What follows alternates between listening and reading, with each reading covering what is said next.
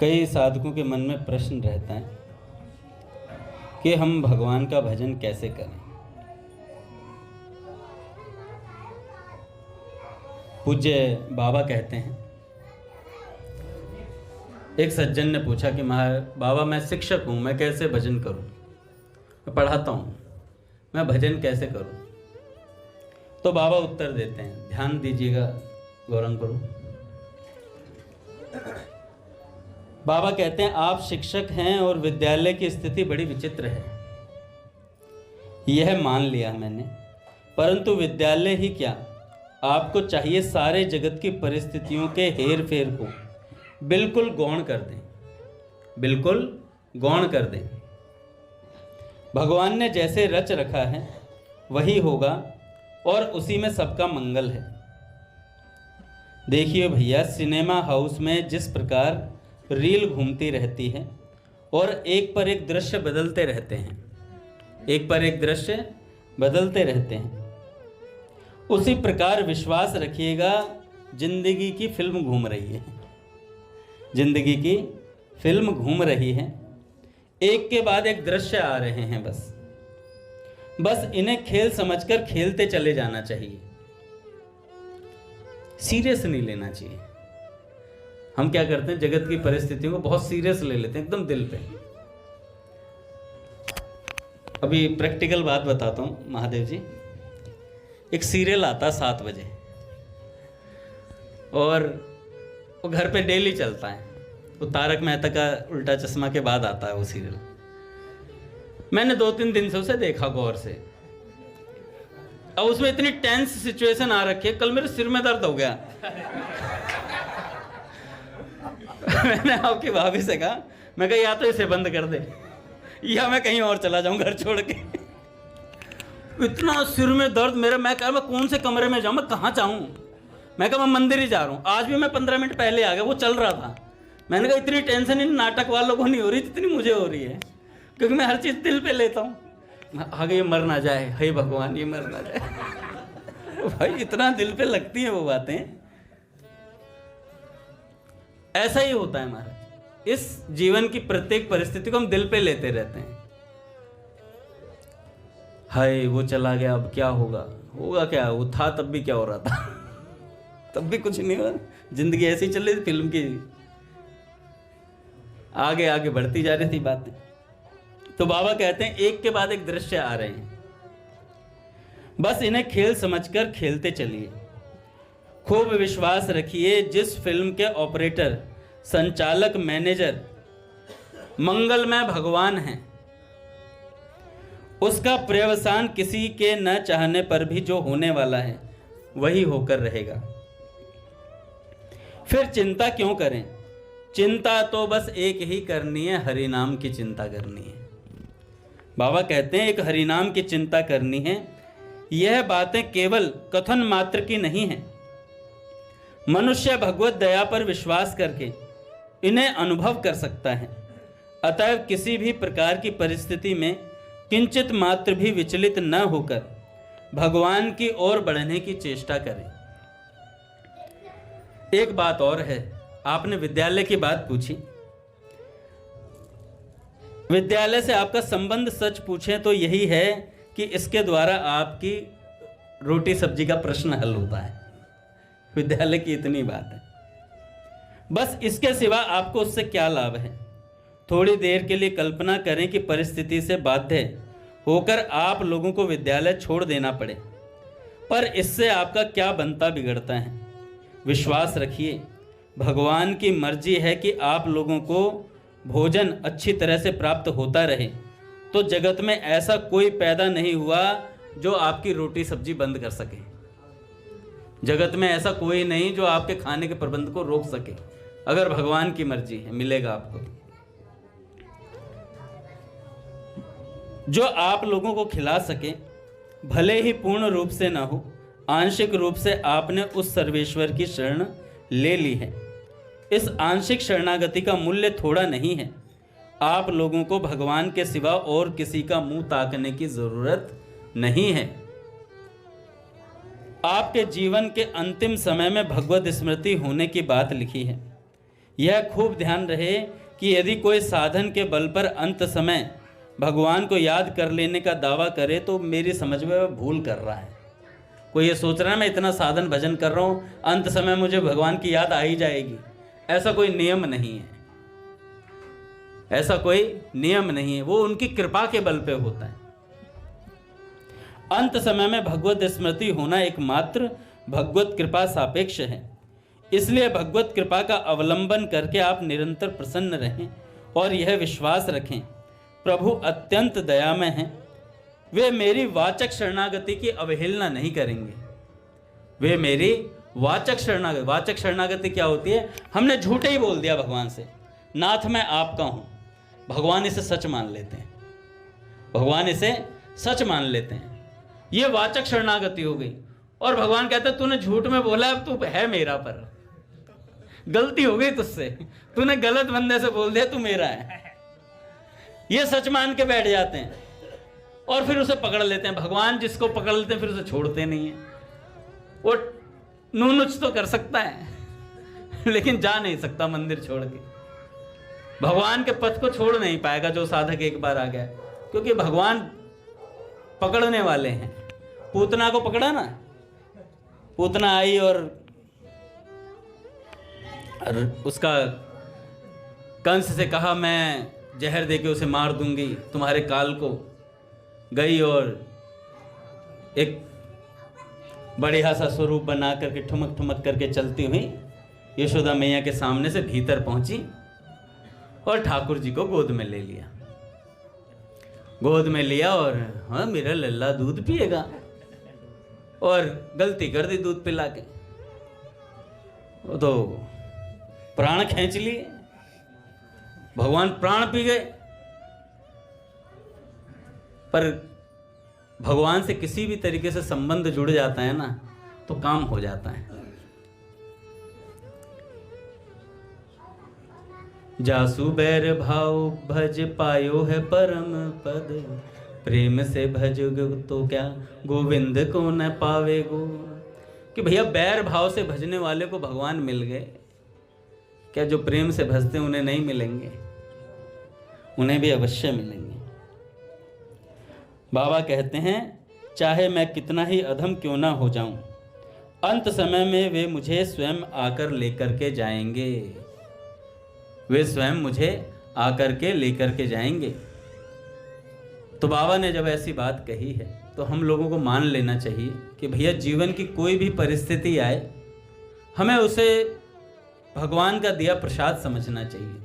प्रसाद ना भी समझ में आए तो मन ही मन, रोना आ रहा है रो लो, हंसना आ रहा है हंस लो, लेकिन भीतर ही भीतर ये बात दृढ़ होनी चाहिए मेरे प्रभु का भेजा हुआ प्रसाद है। एक सज्जन थे ना दिलीप जी, जिनकी मृत्यु हो गई थी और उनकी पत्नी और क्या नाम है बच्ची बाबा के पास आई। बाबा के पास आई और बाबा के पास आकर के उन्होंने कहा कि हमारे पति ऐसे ऐसे चले गए हैं। तो बाबा तंत्र के बड़े विशेषज्ञ थे, तो बाबा ने उस बच्ची से कहा, उसको एक फूल दिया। तो ये कोई मतलब हाव भाव से समझने की कोई विद्या थी। तो फूल दिया तो उस बच्ची ने फूल वापस दे दिया बाबा को।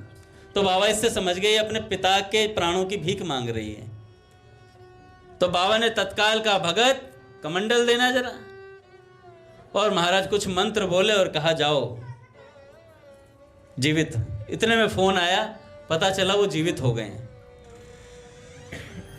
जीवित हो गए महाराज। पूज्य श्री भाई जी हनुमान प्रसाद पोद्दार जी के 20 साल बाबा ने उन सज्जन को दे दिए, नहीं तो भाई जी 20 साल और जीवित रहते। 20 साल। और बाबा ने कहा दिलीप ये जो उम्र मिली है ना तुम्हें, ये भाई जी की उम्र मिली है, अब केवल भजन करना।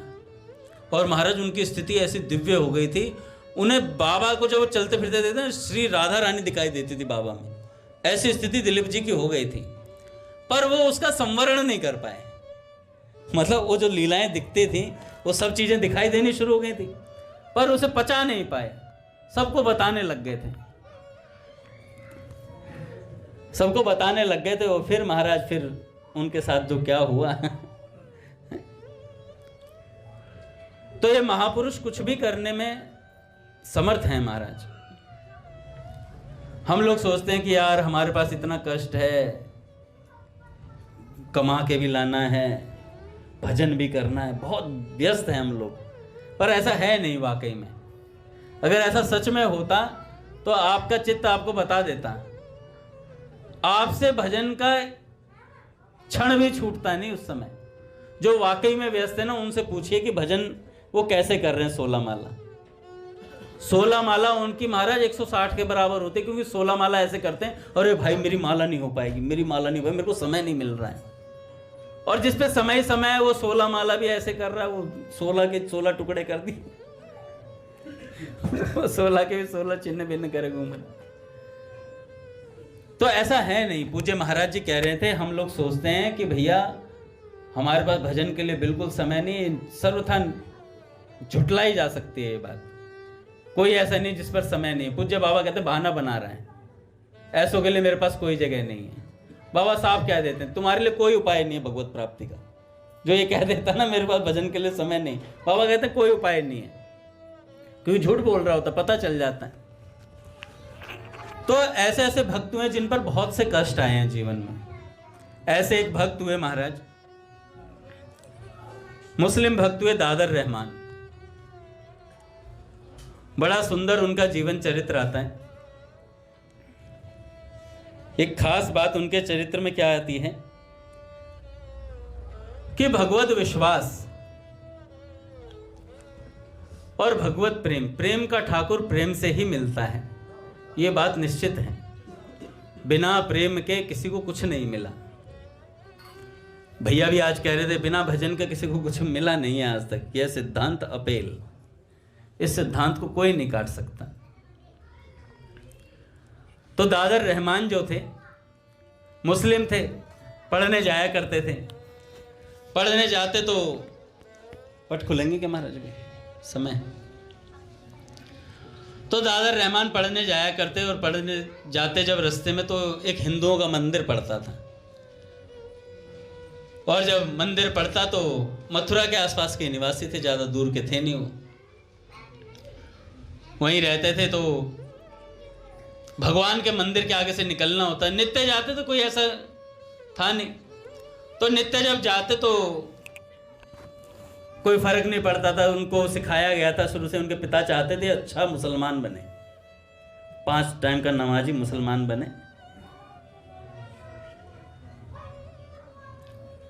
जिन संत ने ये बात बताई उन्होंने कहा कि देखो, मुस्लिम का बच्चा उर्दू जानता है, पंजाबी का बच्चा गुरुमुखी जानता है, और हिंदू का बच्चा कुछ नहीं जानता है?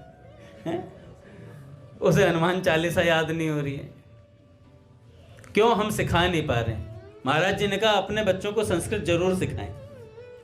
स्कूल में ना पढ़ाई जा रही हो तो घर पे सिखाएं, किताब लेके आएं, किताब से सिखाएं, कैसे ही सिखाएं, उसे सिखाएं थोड़ी बहुत संस्कृत। पट खुलेंगे महाराज, खोल दो। श्री राम जय राम, जय जय राम।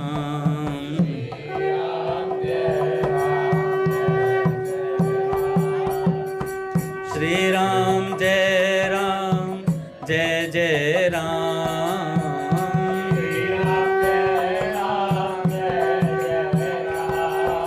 श्री राम जय राम, जय जय राम।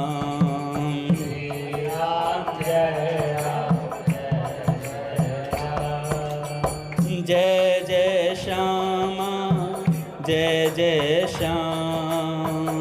जय जय श्यामा, जय जय श्याम। जय जय श्री वृंदावन धाम। जय जय श्री वृंदावन धाम। बोलिए राधा माधव सरकार की जय, गुरुदेव भगवान की जय। तो संस्कृत जरूर सिखाएं, ऐसा महाराज जी कह रहे थे। तो मेरे मन में है कि चलो संस्कृत ना भी सीख पा रहे हो, कम से कम कीर्तन में आकर के भगवान का नाम लेना ही सीख जाएं, हिंदी में ही लेना सीख जाएं। राम कृष्ण हरि गोविंद कुछ तो पता चले। अब जब हम कीर्तन करते हैं, महादेव जी बजाते हैं बेंजो, बच्चे खूब नाच रहे होते हैं, चाहे वो मस्ती कर रहे हो, कूद रहे हो, घमंडियां खा रहे हो, कुछ भी कर रहे हो, जब निर्जीव वस्तुओं पर भगवान नाम का असर पड़ता है, ये तो सजीव होकर के नाच रहे हैं कीर्तन में, और जानबूझकर नाच रहे हैं, मस्ती कर रहे हैं, कुछ भी, भगवान का नाम तो जा ही रहा है। भाव कुभाव अनख आलसू, नाम जपत मंगल दिसी दसू, सिद्ध हो रही है बात। तो आज ही अगर इसमें मन नहीं भी लगा पा रहे हैं, मस्ती के लिए आ रहे हैं, तो ये मस्ती ने बहुत महंगी पड़ेगी।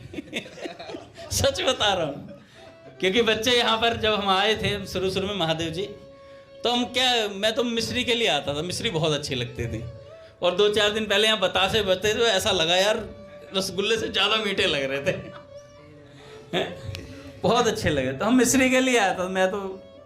मुझे तो महादेव जी खींच खींच के लाते थे, रघुनाथ जी वगैरह, मन नहीं लगता था मेरा कीर्तन में। मैं कहता सिर में दर्द हो रहा है, लाते थे पकड़ पकड़ के सिर के दर्द को ठीक करने के लिए। हाँ, मैंने कभी प्रतिकार नहीं करा, कहा तो आ गए, क्योंकि दोस्ती ज़्यादा निभानी थी। ये सब मेरे खास मित्र थे। आपने बात पहले बोली थी, किसी ने मुझसे कहा था कि कुछ काम अच्छा भी कर लिया होता। किसी बच्चे ने कहा महादेव जी से कुछ काम अच्छा ही कर लेते, अंगद जी को ले आए बेफालतू, जा ही रहे थे। अगर आप नहीं लाते तो यहाँ होते ही नहीं। रघुनाथ जी ने प्रार्थना ही करी मेरे लिए कि अंगद जी का मन भगवान में लग जाए कैसे न कैसे करके, और रघुनाथ जी ने क्या, सच्चे दिल से सभी करते हैं, लेकिन रघुनाथ जी मेरे परम मित्र जिसे कहते हैं। मुझे पीली पीली पुस्तकें पढ़ाना, भगवान के बारे में बताना, तो उसी से काम बन गया महाराज। अब काम बन गया का अर्थ ये नहीं कि मुझे दर्शन हो गए हैं भगवान के, पर दर्शन से कम नहीं है कुछ भी। भगवान की वार्ताओं में चित्त लगना, भगवान के कीर्तन में मन लगना, नाम में मन लगना, और भैया का मिलना, ये भगवान से कम नहीं है महाराज। उच्च हो सकता है, कम नहीं है। पर तो भगवान में जैसे भी मन लगे, लग जाना चाहिए, चाहे जैसे ही हम कीर्तन कर रहे हो, कुछ भी कर रहे हो, भगवान में मन लगना चाहिए। ये बात सत्य है। हरि, माधव, गोविंद, कोई नाम जिसको जो प्रिय वो ले लेना चाहिए। तो दादर रहमान का कुछ ऐसा नहीं था कि वो कीर्तन ही करते हो। वहां पर लिखा हुआ था, कृपा जब जिस पर होती है वो पूछ कर नहीं होती है कि मैं होने वाली हूं तुझ पर। ये भगवान का विधान कुछ ऐसा है कृपा का कि ये अनायास हो जाता है किसी ना किसी पर। जिसे वो खींचना चाहते हैं उसे खींच लेते हैं पकड़ करके। तो दादर एक बार एक अपने उसमें मदरसे में जा रहे थे, और जाते जाते वो जो मंदिर था उसमें नित्य ठाकुर जी दुल्हा दुल्हन बनते थे। तो जैसे ही जाने लगे, और दिन क्या होता था, फट वो बार पर्दा लगा देते थे। उस दिन वो जो लकड़ी का वो था, पहले तो पर्दा था, फिर लकड़ी का एक दरवाजा और था। उस दिन वो दरवाजा भी खुला था और वो पर्दा भी हटा हुआ था, और प्रिया प्रियतम दुल्हा दुल्हन के वेश में वहाँ खड़े थे। दादर रहमान के नेत्र अनायास मुड़े उनकी तरफ, और जैसे ही देखा तो देखते रह गए दादर रहमान, देखते ही रह गए महाराज। और उस दिन के बाद से पहले एक नजर देखा, और नजर में जैसे ही देखा तो भगवान ने अपनी भौएं हिला दी। भगवान ने वाकई में अपने नेत्र और भौएं हिला दी, और दादर रहमान पागल हो गए। उस दिन से वो दादर रहमान उधर से ही आता, उसी रास्ते को पकड़ता था। उसके जो चचेरे भाई का, उनके पिताजी के चचेरे भाई का लड़का था कासिम,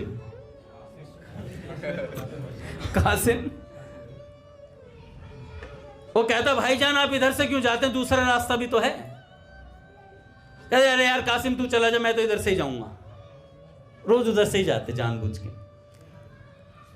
अब कासिम को समझ में आ गई थी कि भाईजान काफिरों के मंदिर के सामने से जाते हैं जानबूझ के। तो एक दो बार उन्होंने धमकाया, भाईजान मैं अब्बू जान से कह दूंगा। तो दादर ने कहा कि अरे ऐसा क्यों बोलता है तू, मैं कुछ नहीं, मैं तो ऐसे ही जाता हूँ इधर से। कह रहे हमें पता है आप काफिरों के मंदिर में देखते हुए जाते हो, कुछ हमें पता चल गई है। अरे कुछ नहीं होता, मैं तो इधर से जाऊंगा। भैया जिसे नंद नंदन श्री कृष्ण ने पकड़ लिया हो, फिर उसे भय किस बात का। वो तो कहता मुझे कुछ नहीं पता, मैं उस रास्ते से नहीं जाऊंगा, तो इसी रास्ते से जाऊंगा, नित्य उसी रास्ते से जाता और भगवान से प्रेम कर बैठता। भगवान का नाम भी लेना नहीं आता था उसे, कृष्ण जी बोलता था, कृष्ण जी, कृष्ण जी, ऐसे ऐसे ऐसे ही बोलता था, बाकी कुछ नहीं, कृष्ण जी। और राधा रानी को कहता था लाडली, राधा रानी को लाडली बोलता था। कृष्ण जी और लाडली ने हमें पकड़ लिया है, कृष्ण जी और लाडली जी ने हमें पकड़ लिया है, ऐसा बोलता। एक संत कह रहे थे कि प्रेम से उनको भजो, उनको रिझाने के लिए है जरूरत प्रेम की भगवान को पाने के लिए।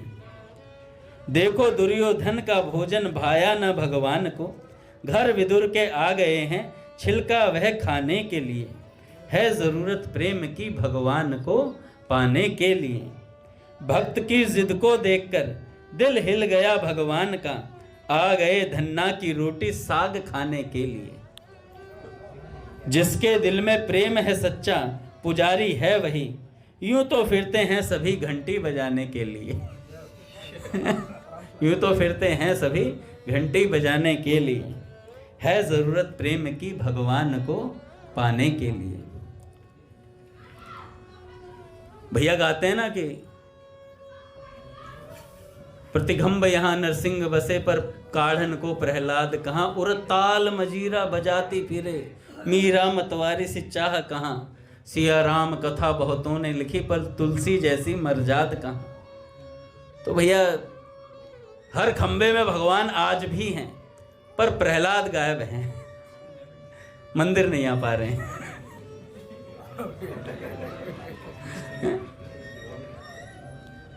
प्रहलाद नहीं है, तो प्रहलाद आएगा कहां से? ऐसा प्रेम होना चाहिए भगवान से। जब भगवान से प्रेम होता है ना, तो साधक अपने आप खिंचा आता है, उसे किसी के कहने की जरूरत नहीं होती कि भाई साहब आ जाओ आ जाओ आ जाओ। रोटी से प्रेम है, अपने आप समय पे व्यक्ति पहुंचता है रोटी खाने के लिए। 1 बजते ही बॉस से भी कह देता है साहब लंच का टाइम है, डोंट डिस्टर्ब अस, अभी लंच करने दो, लंच करने दो। समय पे खाने के लिए पहुंचते हैं हम लोग। हर चीज समय पे होती है, होती ना। जिस दिन पेपर होता है उस दिन अगर 5 बजे गुड़गांव जाना हो पेपर देने, तो बंदा 4 बजे उठ जाता है, 4:30 पे है रघुनंदन, उठ जाते हैं ना, पहुंच जाते हैं महाराज। मेट्रो करेक्ट पकड़ ली जाती, पहली मेट्रो पकड़ ली जाती है। क्यों? उसकी कीमत का पता है। ऐसे जिस दिन हमें भगवान की कीमत का पता चलेगा कि हमारा संबंध पहले भगवान से होता है। तो दादा रहमान ने कहा कासिम तू चला जा, मैं इस रास्ते से नहीं आऊंगा, मैं तो इसी वाले रास्ते से जाऊंगा। नित्य उसी रास्ते से जाते दादा रहमान को हो गया भगवान से प्रेम। अब एक दिन कासिम ने कहा कि भैया आज आखिरी बार चेतावनी दे रहा हूं, आज अब्बू जान से कह दूंगा मैं। अब्बू जान का नाम था मिर्जा।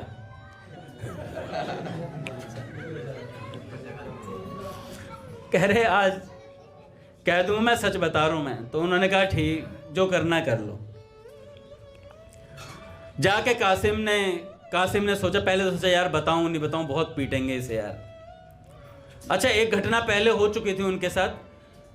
जब हिंदुओं के मंदिर का उन्होंने दर्शन करा था, तो अपने माँ से जाके पूछा था कि माँ ये हिंदुओं के मंदिर में ये कौन होते हैं ये भगवान वगैरह।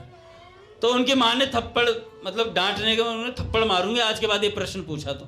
काफिरों के मंदिर को देखता है, तेरे अब्बू जान को पता लग गई तो काम तमाम है तेरा। और माँ भी पता नहीं क्या था, मिर्जा जी से कह दिया रात को कि आज ये काफिरों के मंदिर के बारे में पूछ रहा था। तो मिर्जा जी ने कहा इसे लेके आओ अंदर। आज के बाद उधर देख भी लिया ना, तब उन्होंने कासिम को लगाया था, कासिम तो साथ रहा कर। कासिम ने सोचा उस दिन कि यार ये तो मेरा धर्म है, अब्बू जान को नहीं बताऊंगा तो मैं भाई को गलत रास्ते पे चलने से कैसे रोकूंगा, चचा को बताना पड़ेगा। और कासिम गया और कहने लगा चचा बच्चे को बचा, बच्चे को बचा। और फिर राम हंसा। तो बच्चे को बचाने के लिए उन्होंने कहा कि चचा काफिर के मंदिर के आगे से जाता है चचा। और जब ये बात बोली तो जो उनके पिताजी थे उन्होंने कहा कि कब से जा रहे हैं? कह रहे महीनों हो गए मदरसा गए हुए, तो यहाँ से निकलते हैं, मैं उधर वाला रास्ता पकड़ता हूँ, वो मंदिर के सामने जाता है।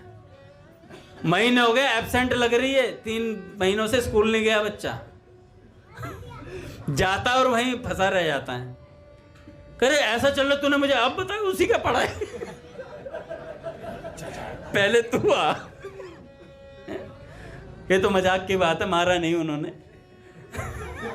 उन्होंने कहा अब बता रहा तू, आने दो आज उसे। महाराज लोहे की जो होती है ना बेंच सी बना रखी थी, रॉड कह लो उसे, और आकर के कहा कि आज इसकी कुटाई है।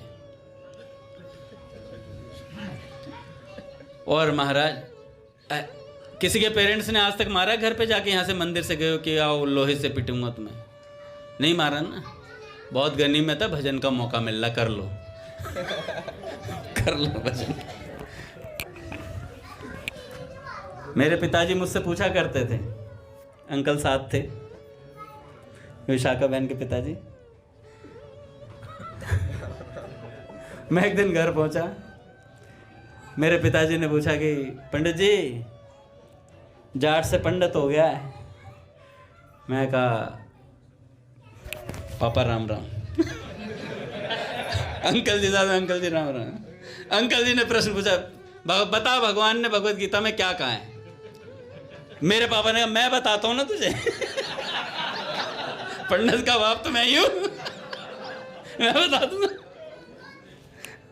तो ऐसे बोला करते पंडित, जैसे घर जाता आगे पंडित जी, आगे पंडित जी, पूरी भगवत गीता का सार तुरंत बता देते थे। मैंने कहा चलो मुझे देखकर भगवान की तो याद आ रही है, इसी बहाने से सही। तो पिताजी ने कहा, उनके मिर्जा साहब ने कहा कि आज आने दो, लोहे की वो छड़ी ली और महाराज आकर के आज ऐसा पीटा, लहू लुहान कर दिया, मार मार के खूब पीटा उसे दादर को। अगर उनकी माताजी बीच में नहीं होती तो वो मर सकता था जान से, ऐसी हालत कर दी मार मार के। खूब पीटा और कहा कि हो क्या गया है तुझे? तो उनके मुख से एक ही बात निकलती थी, हमें कृष्ण जी ने पकड़ लिया है, हमें लाडली जी ने पकड़ लिया है, अब हम क्या करें? तो जब ऐसे लिया तो उन्होंने पूछा कि ये क्या नाम ले रहा है? तो उन्होंने कहा काफिरों के मंदिर में जो भूत होते हैं ना, उनका नाम है। अच्छा, तो ऐसा करते हैं, मदरसे से मौलवी साहब को बुलाते हैं, मदरसे से मौलवी साहब को बुलाते हैं, वो इनका थोड़ा झाड़ा वगैरह लगाएंगे तो शायद भूत उतर जाए। मौलवी साहब को बुलाया गया, ला हौल वला कुव्वत, ये क्या कर दिया? मुझे लगता है तुम्हें पंडों के लड़कों ने बहका लिया है, वहाँ के मंदिर के पंडों के लड़कों ने तुम्हें बहका दिया है, तुम गलत रास्ते पर चले गए हो। और मौलवी साहब इन्निल्लाहि रहमान रहीम फलाना ढिमका और करने लगे। अब कुछ हो तो उतरे। फूंक मार रहा है मुंह पर, कभी कुछ कर रहा है, कभी कुछ कर रहा है। तो हार गया, जब कुछ नहीं हो पाया उससे, तो मिर्जा साहब से कहता है ये तो कुछ ज्यादा ही बड़ा कर दिया, पकड़ में नहीं आ रहा, पकड़ में नहीं आ रहा। तो उन्होंने कहा कुछ औरों को बुला लेते हैं, कुछ दूसरे मौलवी साहब को बुला लेते हैं। और मिर्जा साहब रो रहे हैं, बार बार रुदन कर रहे हैं, मैं तो इसे एक अच्छा मौलवी बनाना चाहता था तुम्हारी तरह, अच्छा पक्का मुसलमान बनवाना चाहता था। तभी दादर रहमान रोते हुए कहते हैं, हमें तो कृष्ण जी ने पकड़ लिया है, हमें तो कृष्ण जी ने पकड़ लिया है, हमें लाडली जी ने पकड़ लिया है, बार बार ऐसे। और महाराज उन्होंने बंद तो कर दिया कमरे में, महाराज ताला लगा दिया, बाहर कह दिया आज के बाद तू घर से बाहर नहीं जाएगा। तन को तो रोक सकते थे, पर मन को कैसे रोकें? मन बार बार उन प्रियालाल के चरणों में जाए, बार बार रुदन करें। माँ ने एक बार आकर के समझाया तो माँ से कहने लगे, माँ अब हमें लाडली जी ने स्वीकार कर लिया है, अब हम नहीं रह पाएंगे उनके बिना। बार बार ऐसे बोलते। तो उन्होंने कहा तुम्हारे अब्बू जान खत्म कर देंगे तुम्हें। तो कहने लगे खत्म तो हो ही चुके हैं हम, अब हम श्री कृष्ण के हो चुके हैं, कृष्ण जी के हो चुके हैं, लाडली जी ने हमें स्वीकार कर लिया है। बार बार ऐसे बोलते। और उसी रात उन्होंने एक पत्र लिखा, पत्र लिख करके छोड़ा, और बंद ताले से कैसे बाहर निकले ये आज तक किसी को पता नहीं कि ताला बंद था घर के बाहर का, और वो कैसे बाहर निकले ये आज तक पता नहीं चला। यही स्थिति गोपांगनाओं की हुई थी जब रास में श्री कृष्ण ने आह्वान किया था, मुरली बजाई थी। उस समय गोपियों को उनके पति ने रोका था। वो कैसे घर से बाहर आई, कैसे निकली, कैसे वो श्री कृष्ण तक पहुंची, ये आज तक किसी को नहीं पता है, ये आज तक किसी को नहीं पता। तो दादर रहमान का भी पता नहीं चला, सिर्फ उनका एक चिट्ठी मिली सुबह और उस पर लिखा हुआ था, साफ साफ लिख दिया था, मुझे श्री कृष्ण ने और लाडली जी ने स्वीकार कर लिया है, अब मैं यहाँ नहीं रह पाऊंगा, अब मुझे जाना है। और उसी दिन वो वहाँ से चले गए। और ऐसे प्रेमियों का, दीवानों का एक ही ठौर होता है, वृंदावन पहुंचे। भगवान से अतिशय प्रेम हो गया था, बार बार श्री कृष्ण कहते हैं, मानुष हो तो वही रसखान बसों, ब्रज गोकुल गांव के ग्वारन, जो पशु हो तो कहा बसु मेरो, चरो नित नंद की धेनु मझारन, पाहन हो तो वही गिरि को जो धर्यो, कर छत्र पुरंदर धारन, जो खग हो तो बसेरो करो मिली, कालिंदी कुल कदम्ब के डारन। सीधे वृंदावन पहुंचे। अब मिर्जा साहब पागल हो गए सुबह सुबह लेटर देख करके, कहने लगे ये तो अच्छी चिट्ठी छोड़ गया, चिट्ठी न कोई संदेश। और सुबह सुबह पागलों सी हरकत करने लगे, कहने लगे एक लौता पुत्र और वो भी चला गया। ढूंढने लगे महाराज, प्रेम तो था ही पुत्र से, तो जब वस्तु सामने होती है तब उसकी कद्र नहीं होती, जब चली जाती है तो कीमत समझ में आती है। तो गए दौड़ते हुए, सब जगह ढूंढ रहे, तस्वीर लेकर के पहुंचे। ढूंढते ढूंढते ढूंढते ढूंढते विश्राम घाट पहुंचे वृंदावन। वहां जाकर एक सज्जन उन्हें मिले, श्री चट्टोपाध्याय जी। जब उनसे मिले, ये सज्जन कौन थे?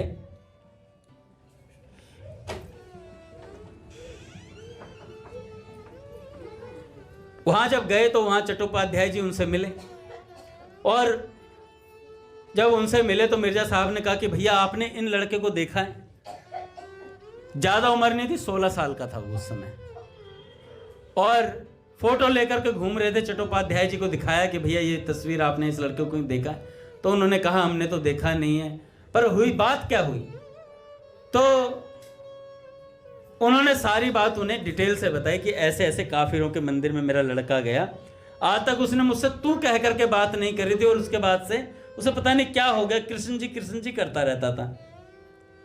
और ये लाडली किसका नाम है? तो चट्टोपाध्याय जी ने कहा कि तुम छोड़ दो, इस नाम के बारे में मत जानो, जानोगे तो तुम भी भग जाओगे कहीं। जानोगे तो पता चला तुम भी भग गए कहीं, तो इस बारे में डिटेल में मत जाओ। लड़के की फोटो उन्होंने दिखाई और कहा कि मिलेगा तो कभी बता दूंगा, बाकी मैंने कभी देखा नहीं। जब वो सज्जन चले गए, मिर्जा जी चले गए, तो चट्टोपाध्याय जी ने सोचा यार ऐसी ललक श्री कृष्ण के प्रति, काश ये लड़का मुझे मिल जाए, काश ये लड़का मुझे मिल जाए। तो चट्टोपाध्याय जी को दादर रहमान मिले। इस घटना को उन्होंने कल्याण पत्रिका में भाई जी को जाकर बताया। ये जब घटना घट चुकी थी उसके बाद ये 1939 में शायद किसी पत्रिका में छपी, कल्याण की पूरी एज इट इज ये घटना छापी गई। भाई जी को बताई, भाई जी ने भी विश्वास तो करते, भाई जी के सामने कोई ऐसी बात बोले। तो दादर रहमान को ढूंढते हुए वो वृंदावन में घूमने लगे चट्टोपाध्याय जी। अब एक दिन घूम रहे थे, घूमते घूमते